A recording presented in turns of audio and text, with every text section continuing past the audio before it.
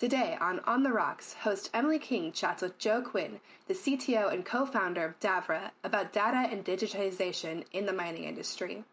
We learn exactly what an IoT is, how it is used in the mining space, and what the future of technology might look like. Joe has a software engineering and big data background and has been working in the industrial IoT space for over 12 years. Davra has built a market-leading industrial IoT platform that is trusted by multiple Fortune 500 firms across mining, transport, utilities, and other industrial environments. In mining, Davra has been innovating with multiple industry partners and the European Space Agency to utilize technologies such as Earth observation, IoT sensors, LiDAR, and predictive analytics to predict and detect safety issues and reduce risk for mining operators. With that, grab your preferred coffee drink and let's dig in. Joe, welcome to On the Rocks. Really excited to have you here, calling in from Dublin. How are you doing today? Very good, Emily. Thank you for having me. And excited to be on your podcast. Wonderful. And so what are you drinking today over there? So, being from Ireland, I'm having a nice Irish coffee, which, if you're familiar, is a mixture of, I've got Jameson whiskey poured into a coffee with cream on top. And I kind of cheated because I got this squirty cream, but still nice. So it's kind of a real Christmas drink, and it's getting close to Christmas. So I said I'd have an Irish coffee.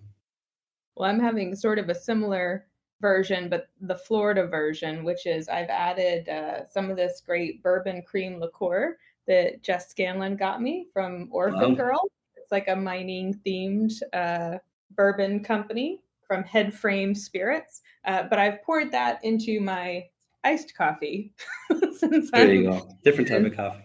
And it's still, for our listeners, it's still a little bit early in the day. So just a splash in there with my Starbucks. Well, cheers to that. Glad to have you on. No rocks involved today in your drink, but I've got ice in the coffee, so I think that counts. Well, I'm really excited today to have you on because we both operate in the tech space, right? And technology and how it interacts with mining and lots of other really cool industries. And I know the work that you're doing with Davra is really focused on IoT, which folks might have heard referenced, seen talked about, but what is IoT? What does it mean? Can you kind of give everybody a little 101 on that?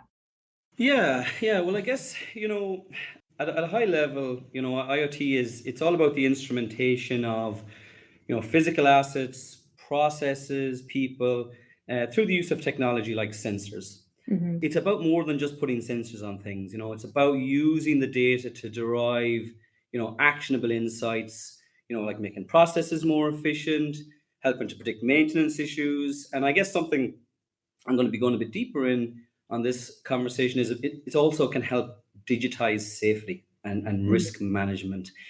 And I guess when you drill in, to what it is, it's kind of IoT is made possible through the convergence of multiple enabling technologies. It's not any one single technology. There's a lot of stuff had to come together for the IoT industry to really take off.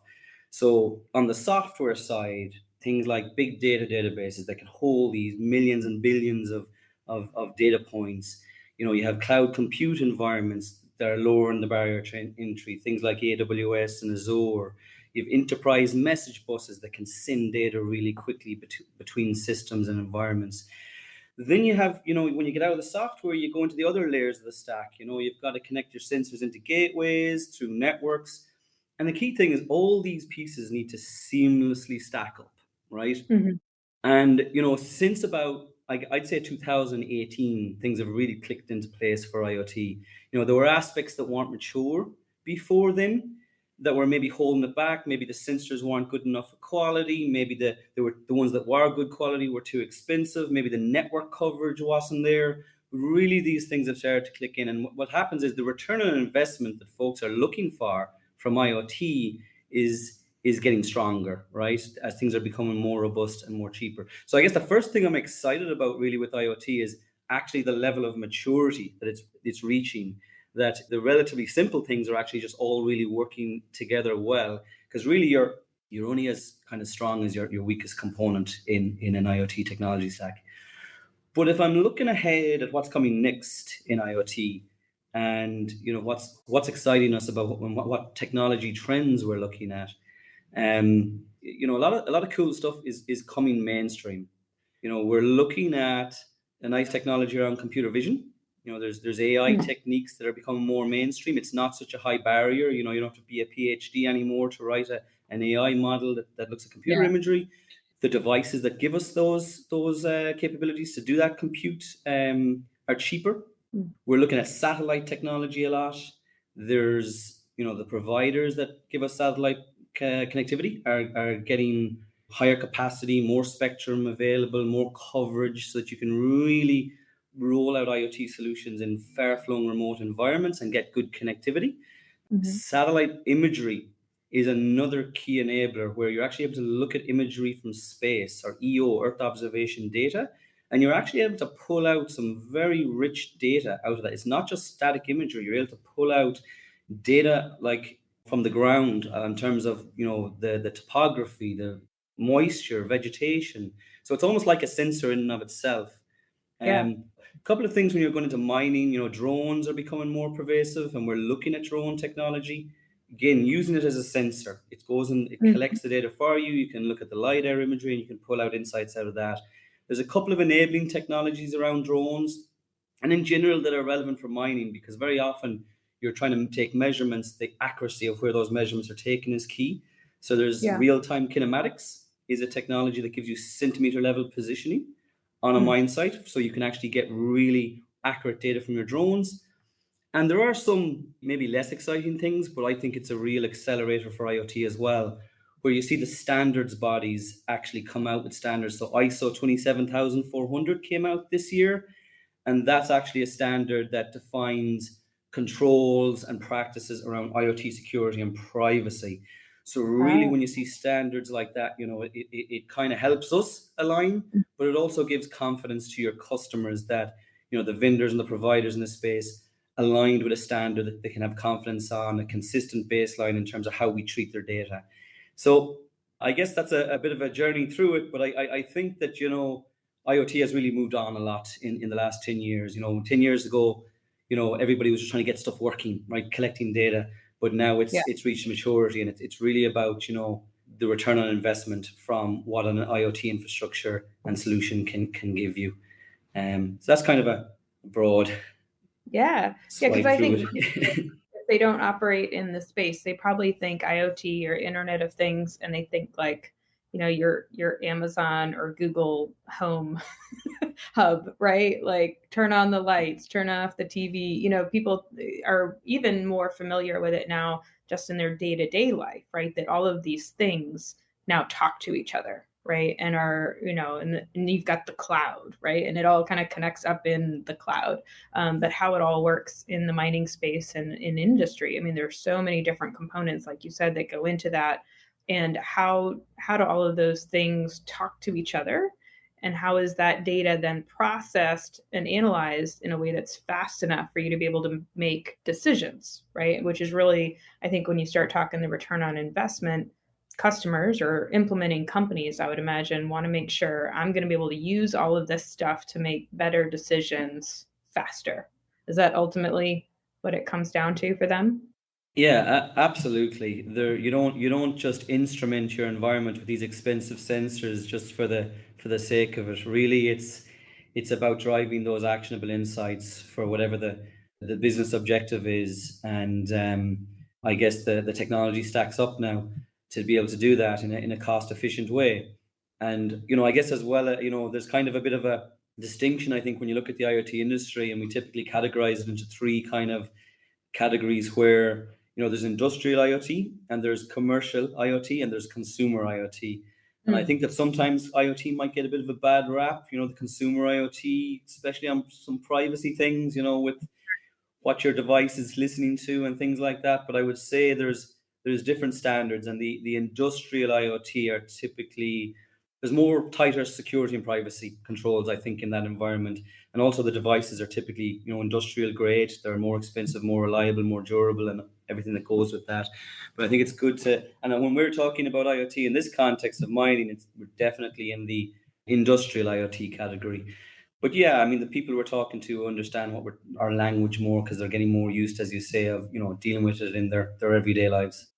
Yeah, I mean, I know it's come so far back when my husband and I had our daughter as an example, and he comes from a military background, and lots of folks in the security and cybersecurity world, they're like, do not put a baby monitor in your house, right? Hmm.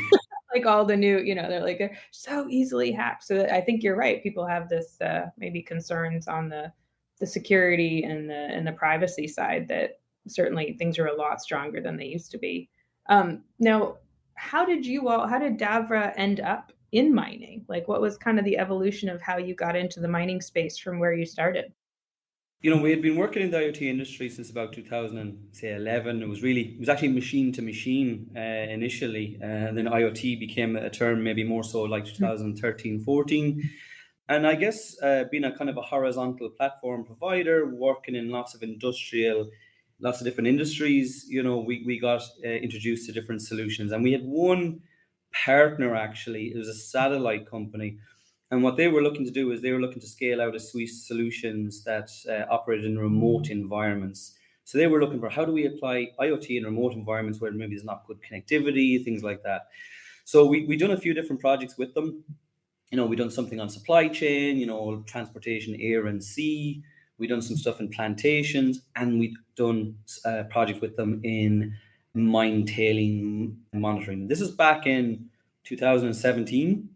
We had a solution. We developed a solution with them to basically use sensor data, which sensors, ground truth sensors around the tailings dam, connecting back over satellites. It was in a really remote location in Mexico at the time, mm, and there wasn't good connectivity options. But when you took a satellite provider and you were now able to get data, manage the different safety and risk factors around the mine, and get that information up to the cloud in an automated and timely fashion. So it was kind of a bit of a breakthrough solution at the time. And really, that's what got us into mining. And I think really what we've done since then is just carried on that use case and probably expanded and broadened our focus. Not just, I mean, we've gone really deep into the use case of the tailings dam, but we've got a more of a broadened view of, in general, just digitizing your safety controls on a mine site. But yeah, initially it was just kind of, that was it. We just had a really good technology for that type of deployment where you have remote connected assets with mhm. intermittent connectivity, and you need to be able to harvest data from those sensors. And that's, as an IoT platform, that's kind of bread and butter for us. Yeah. So that was kind of how we got started, but it's kind of something that's grown a lot in Davra since then. And obviously, that was 2017, and there's been some key things that have happened in the mining industry that have kind of made that use case a bit more urgent. Yeah. No, I mean, certainly talked on this podcast quite a bit about tailings dams in particular and, how critically important they are from a safety perspective, as well as, when things aren't done properly or they're not maintained properly and a disaster does happen, it's a catastrophe typically for the local community, right? I mean, they are devastating when they fail, and it's also a huge issue for the industry as a whole, even for companies that are managing their tailings responsibly and safely, right? It's kind of like the worst that people think about when they think about a mining disaster. So what do you see from a technology perspective, from a sensor and integration perspective? Like, what does right look like when companies are really trying to monitor appropriately and safely? Yeah, so I guess there's a few aspects to this. It's not one silver bullet, but a Sure. few things have to check out. And I think the first point and the thing that I feel has worked best when you're trying to apply technology to manage risk in a mine site, be it a tailings dam or the broader operations on a mine site, it's better, I think, to start off with your risks. So identify your risks and work backwards from that. So we've helped a lot of organizations put in place what's called a digitized risk register. And essentially, what that entails is that that you start off with your risks, and someone will have done an evaluation, and these guys typically do that, right? They're looking and trying to evaluate the risks, and what your risk register should allow your users to input the risks, but also then you identify your safety controls. So you identify safety controls against that risk that, for example, will reduce the likelihood of that risk occurring, and also controls that will reduce the impact of it if it does occur. And then the last step is really, and this is the step that we're really trying to push, is to not just leave it at that, right? To actually put in verifications to ensure that those safety controls are actually being verified continuously.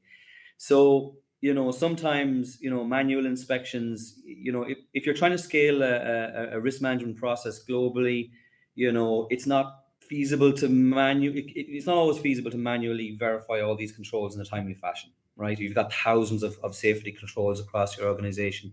And I guess the other thing is manual inspections, they can be subjective and they'll give you a point in time assurance, right? So how often does the person visit this control to see if it's in place?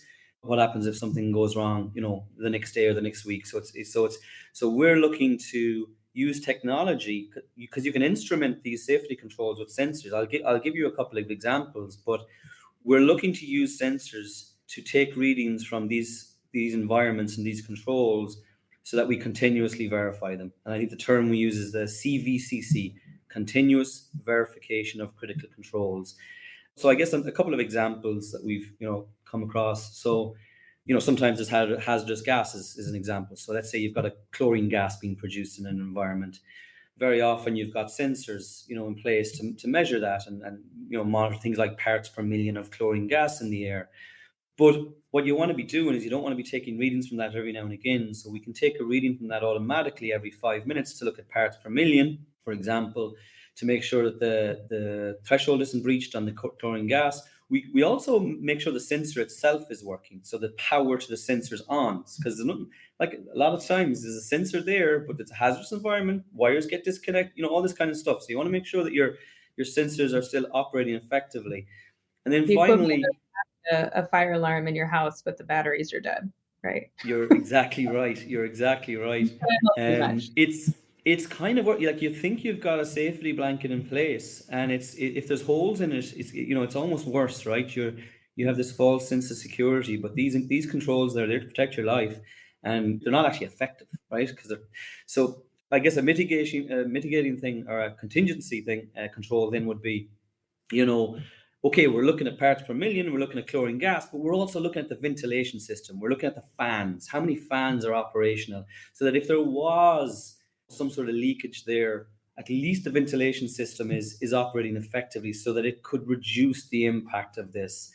That's Right. one example. And I actually had another example, just that you brought up fire. So, we saw once as well where, there was a fire suppression module on an asset, and just somebody was walking by it and realized, oh, this green light's not on. So the fire suppression module was not turned on. Oh my And God. so that was a safety control. It was installed, but it wasn't effective, right? So they thought, oh yeah, we've got this fire suppression module, but it wasn't turned on. So had there been a fire, that could have, led to a very dangerous scenario had a fire occurred. So that safety control was ineffective. Yeah. And and the worst thing is they didn't even know how long it was off for. That could have been plugged out for months. Who knows? But the key thing is it's easy to instrument these things, and we're able to take data from that, say, every 5 minutes. As soon as it's a simple thing. Just read like the milliamps, the power, to the device. If it goes down to zero, yeah, this is turned off, right? So someone just needs to go and just check it and probably just plug in a cable again. So being able to get that information in real time and get that brought to your attention, those are the types of that's the approach, I guess. So talking about the risk register. And then if I drill in a bit, how do you scale such a thing, right? So thousands of critical controls across your mining operations globally. And one of the terms that we always focus on is the democratization Mm. of this technology. We've seen approaches elsewhere where there's too much reliance on, say, an external delivery team or a team of developers, or even your own IT function. If you're there on a site and you're responsible for a risk and you're closest to the risk, so know the risk best, Right. but you want to verify that risk and you have to make a request to IT to put something in place to allow you, that doesn't scale. That does No. not scale. So we have to give those folks the tools so that they can actually configure the verifications themselves to Mm. verify these risks. And that's how it scales. Again, as I said, Every mine site's different. They all have their own characteristics. It's the people closest to the risk are going to be best placed to verify those risks. So give them the tools and things like, point and click user interfaces for configuring rules in a rules engine, drag and Mhm. drop dashboards for being able to quickly trend, data from these sensors. And they are actually very capable of using these tools. They understand the data very well as well. I think you'll see that in these environments where they're used to looking at industrial controls, things like, I don't know if you're familiar with Pi, like a historian, where you get readings from your data. So they understand their data very well. They understand the risk very well. And they understand the process very well that the risk is relating to. So really, this is just the last piece: is giving them the tools to configure the verifications for the safety controls for the risks that they're owning.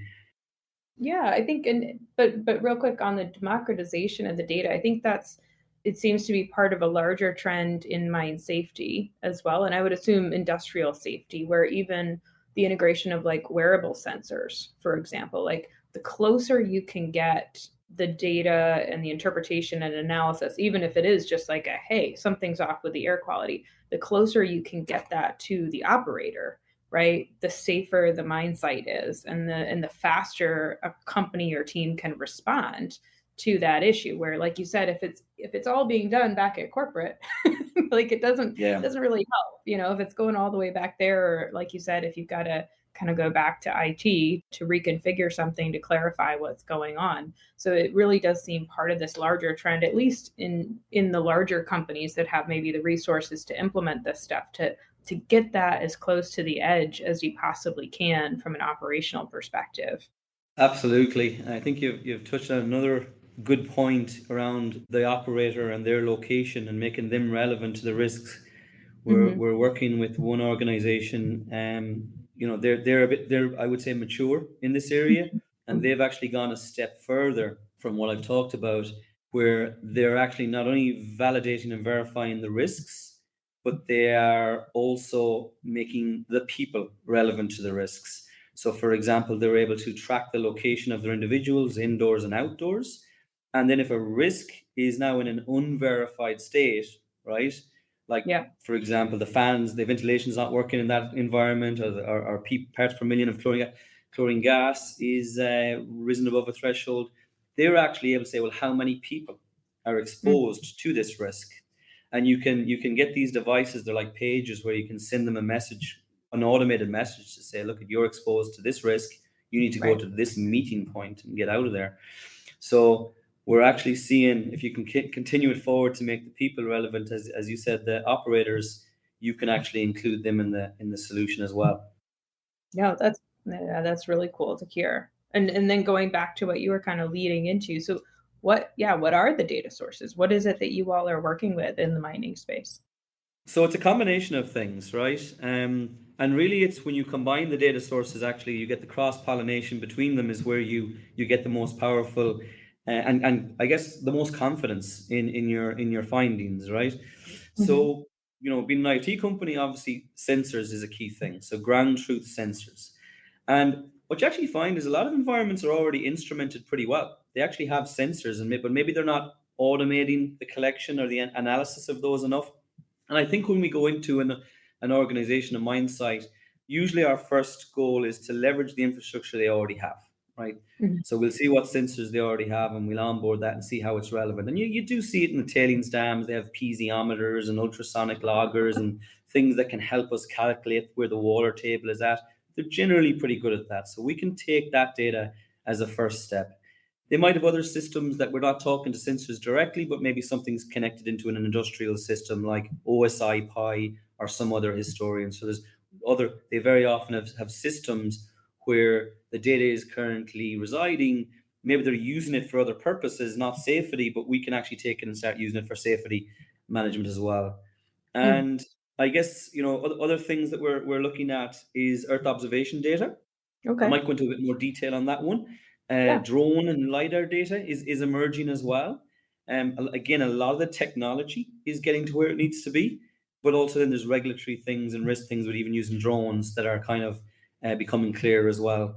Weather prediction data, workflow. Very often we're hooked into workflow automation tools. They often have these tools already in place. How do you get the actionable insights to the people so they can actually respond to it quickly? So very often we're integrating with the workflow systems they have, and video and image data as well. If you've got video or image, you can actually do some analysis on that. Probably apart from sensors, that we've gone really deep into the Earth observation data. If I go into that for a bit, and the Yeah. reason we've been working with the European Space Agency for a couple of years, because we brought this idea to them. When we were doing the early deployments I was talking about, back in 2017, it was just pure sensors.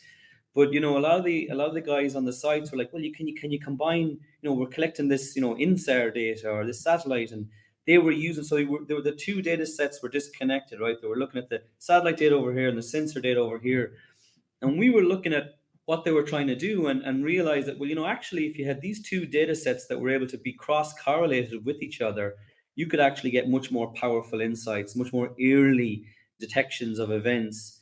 So we went about innovating in that area, and we brought the idea to the European Space Agency, and they actually really, really liked the use case. So they said, they funded us for about a year and a half to do an initial study, and we finished that, and they've actually funded us for another 2 years to keep the research going. And basically, I guess, at a high level, the first thing is there's a lot of rich data sources out there for satellite image data, and it's actually cheap enough. I mean, there are expensive ones, but actually you can do a lot with the cheaper data sources, the things like Sentinel. Hmm. And the way to think about satellite imagery is it's not just a static image, it's actually a layered, very rich data set with a lot of metadata put in there. So you can get base topography information on from it. You can pull out things like moisture level, vegetation index, the Z index, or the vertical height of Earth. You can do land use, land cover, so you can detect changes in deforestation and new roads and the changing nature. And obviously, this is very useful in a mine site where things change very often. Yeah, and I'm used to using, we've done a lot with Aster satellite There you imagery, on the exploration side, even. Folks may not realize that you can do a lot with spectral signatures of different Yes. deposit types and geologic structure with different satellite imagery. And we've used it a lot, like you said, for land change, looking at artisanal and small mining over time, right? I mean, you can really Yeah. start to assess the kind of spread of small mines and actually how that correlates with larger geologic structures. So therefore, kind of strengthening the interpretation of where there may be a deposit of a certain type based off of where folks are mining stuff at the surface as well. All with satellite.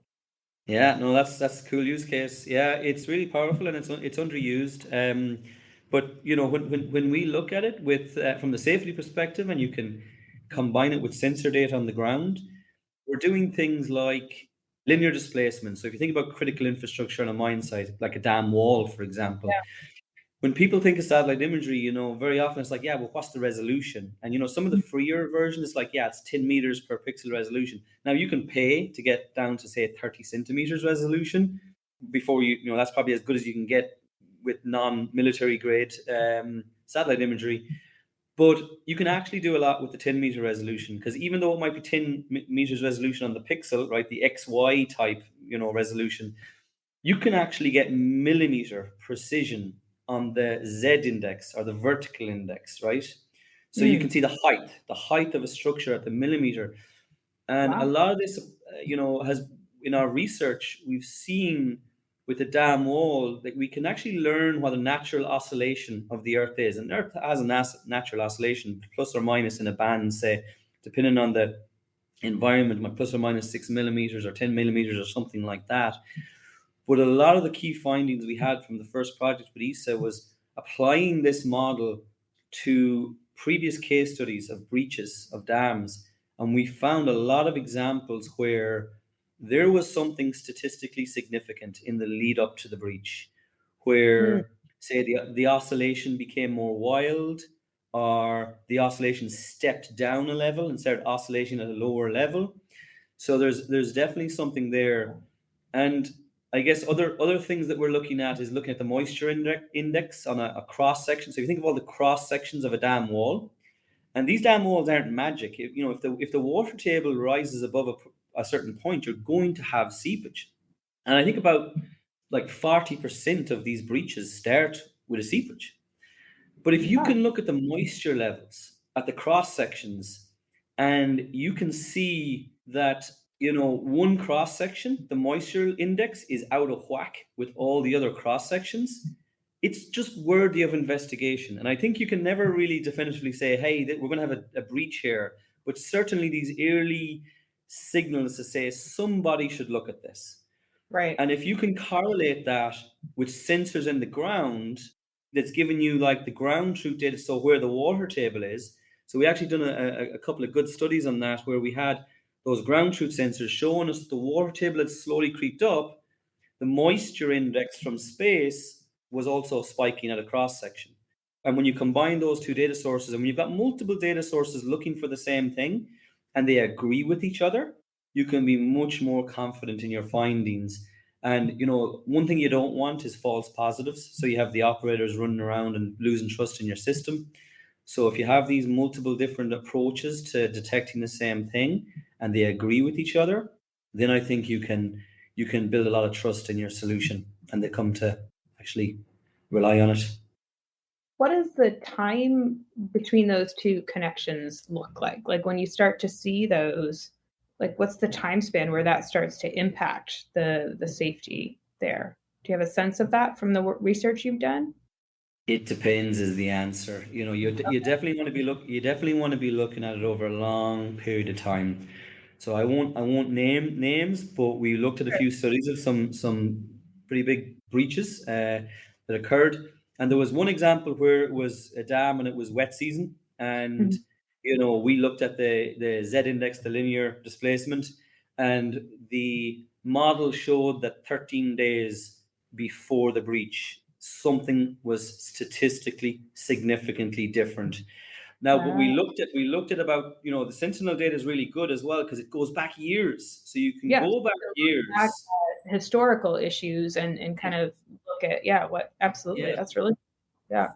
So you can train your model on that, go back years, and that gives you it gives you more confidence. Okay, but now we've seen something after all these years of data, something statistically significantly anomalous was happening with the way the Earth was oscillating 13 days before the breach. Hmm. Had someone, I mean, we could never say, hey, we're going to predict the thing is going to breach. But I think we would have said somebody should take a look. Somebody should take a look. There was another example, and this is why I say it depends. There was another example of a mine where there was like a low magnitude earthquake.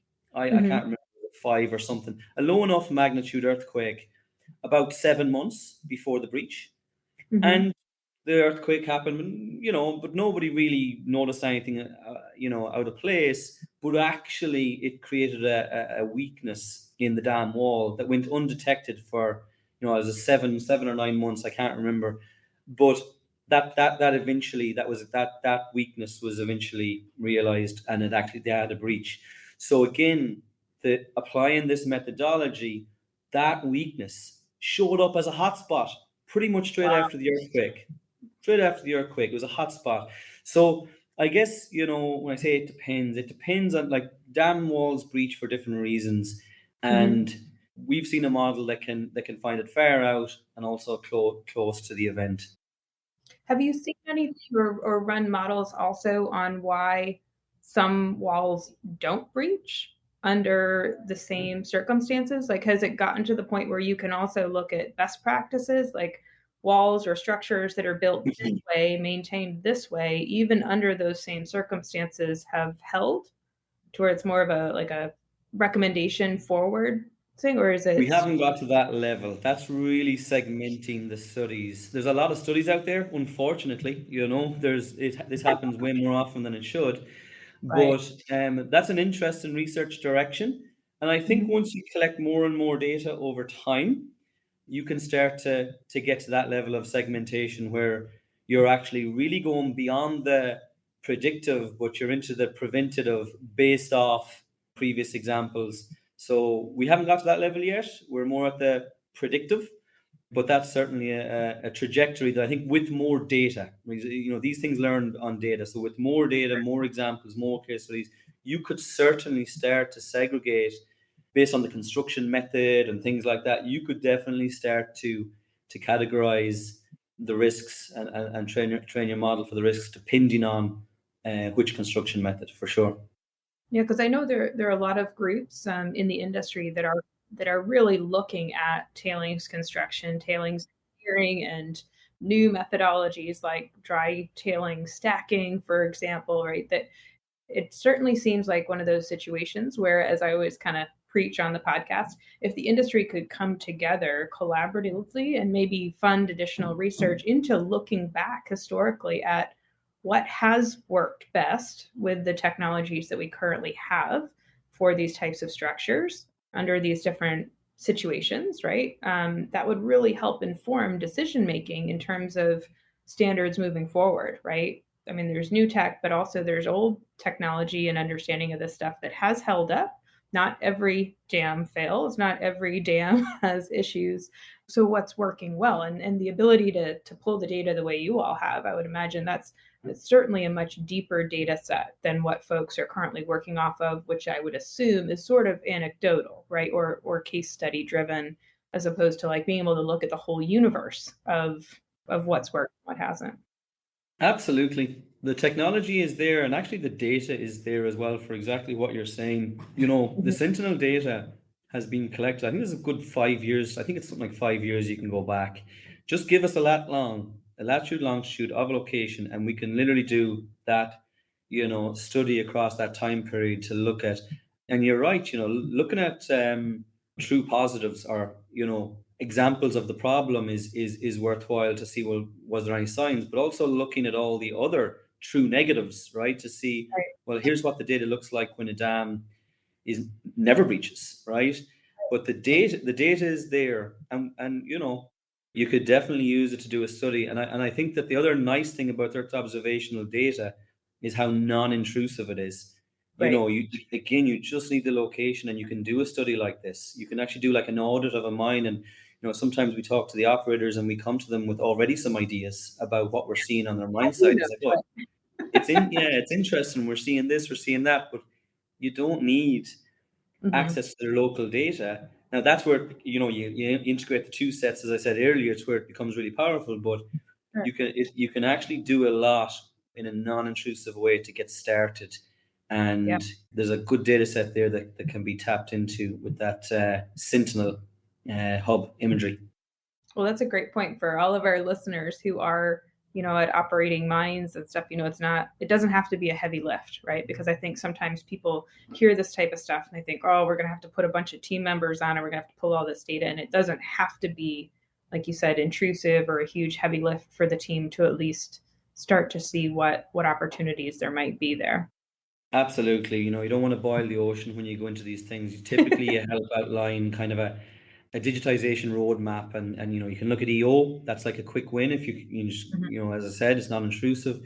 You look at what their current data collection methodologies are, and we can actually make a lot of use of that. We've had folks send us spreadsheets. They're using spreadsheets as databases. Now we can work with that. That's fine. But over time, you can maybe get into, okay, let's see how we can maybe automate or digitize this data set a bit better. But you can take those steps. You don't need to go all in from day one.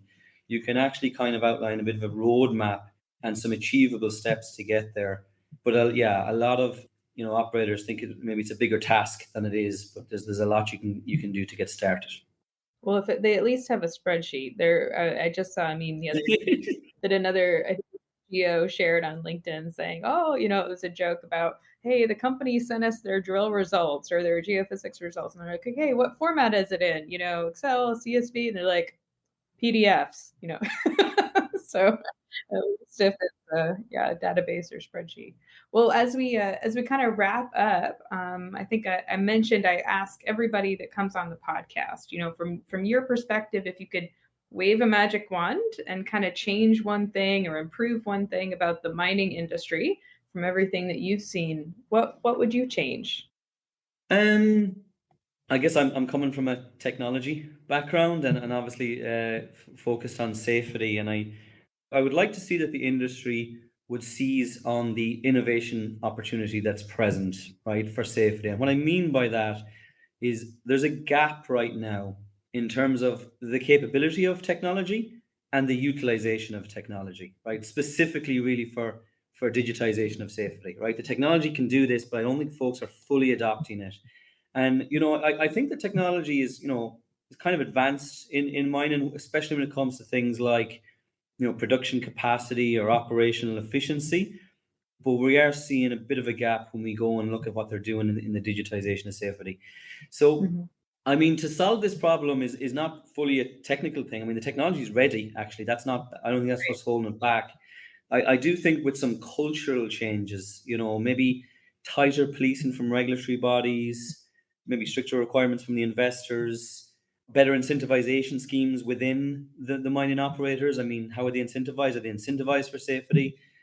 And I do actually think, the mining operators, they should elevate the IT function a bit as well, so that it's not a cost center, it's a strategic partner in the business. And because these technology initiatives they're often led from IT, right, out to the business. And they need to be empowered to do that. Again, I've said it a few times, the technology is there to solve these problems in a cost effective way. That's not what's holding it back. So everybody should be applying it, and like lives are at stake. So we need to keep people and the environment safe, and this is still happening. I mean, if you look at the mine tailings like Jaeger-Fonstein in September, that's another catastrophe. There's another Right. two there last week. I mean, these are, the house is on fire. No, I couldn't agree more. I think it's there has been a huge move towards safety in the industry over the last decade or two, but I think it's getting to the point now where the technology is out there. There's no excuse for the industry not to embrace it and adopt it, especially when it comes to safety issues, right? Both for mining employees, but also the local communities, right? It's not an issue, like you said, of there being a technology barrier to implementation. This is a prioritization and will of leadership, right? Issue that it has to be higher on the priority list, and that requires that companies dedicate the time and the energy to doing the research to understand it, right, and make sure that it's prioritized. Absolutely, it comes from the top. Yeah. Yeah, and I know that's, I mean, we certainly see it even on the data side with Prospector. There can sometimes be structural barriers inside of organizations to adopt and adapt to new technology and new data. And I think that's why leadership becomes so important because, larger organizations in particular might have, institutional and structural barriers, right, to getting new stuff in that can make a dramatic difference. And that's why it's got to be communicated and monitored from the very top to make sure that it happens. Absolutely, and obviously there's some things in the industry that's helping. The ICMM, standard Mhm. and maintaining safety has a lot of good principles outlined, and folks should be following those. When you look at, say, there's a couple of those that IoT would play a big role in, like Mm. Principle 7 is about building in the monitoring of your risk at all stages of a dam. So you can certainly do that with IoT.